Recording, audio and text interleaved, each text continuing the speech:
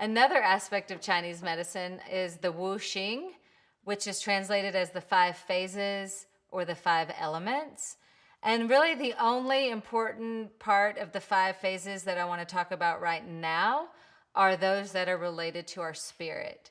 Because when we're working with essential oils, we really are trying to change that constitutional level, and we're trying to enlighten your spirit.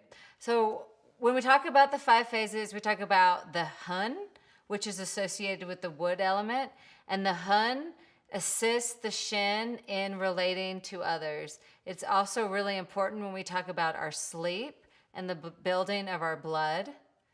And then with the fire element, we have the Shin again. But this Shin is not as overseen as our entire spirit or our psyche. In this respect, our Shin means our ability to have rational thought and clear communication. With the earth element, we have what we call the Yi, and the Yi controls long-term memory as well as being able to bring the large picture into a cohesive understanding. So it's the Yi allows you to take something that's big and maybe a little bit outside of your realm into something palatable that you can break down and then be able to analyze. And then associated with the metal element is what we call our Po. And our Po is the soul that returns to the earth after we pass. The Hun returns to the heavens. The Po returns to earth. So our Po is responsible for the internal emotions that we think about ourselves.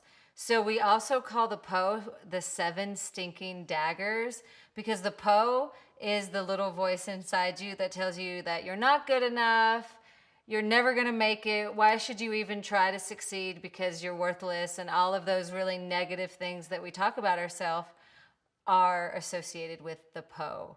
So we really, when we're working with essential oils, we really want to work on calming the Po and really not even letting them have a place. The Po has a place, but we really don't want them to take up too much of our brain space or too much of our Shin or our spirit.